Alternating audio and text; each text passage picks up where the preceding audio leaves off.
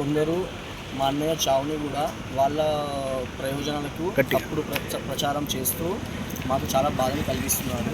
అన్న చివరి వరకు జైబీసీ అప్పుడు సాయిశ్వర్చారి, అప్పుడు శ్రీకాంతాచారి, ఇప్పుడు సాయిశ్వర్చారి అని నిదానాలు చేస్తూ చనిపోయిన వ్యక్తి గురించి 2 కోట్ల జనాభా గురించి ఆలోచించి తన ఆత్మబలిదానం చేసుకున్న వ్యక్తి గురించి కొందరు సోషల్ మీడియా వాళ్ళు, ఈ యూట్యూబ్ ఛానల్ వాళ్ళు చాలా తప్పుగా మాట్లాడుతూ మాకు చాలా బాధను కలిగిస్తున్నారు.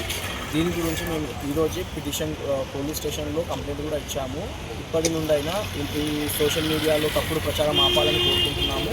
ఇలానే ఇంకా ఏమైనా వీడియోస్ ఇంకా ఏమైనా మాట్లాడితే మా ఫ్యామిలీ గురించి తప్పుగా ఏమైనా మాట్లాడినా, మా అన్నయ్య చావుని వాళ్ళ స్వార్థానికి వాళ్ళు తప్పుగా మాట్లాడినా వాళ్ళని చట్టపరంగా నేను వాళ్ళ మీద ఇంకా చేస్తామని చెప్తున్నాను.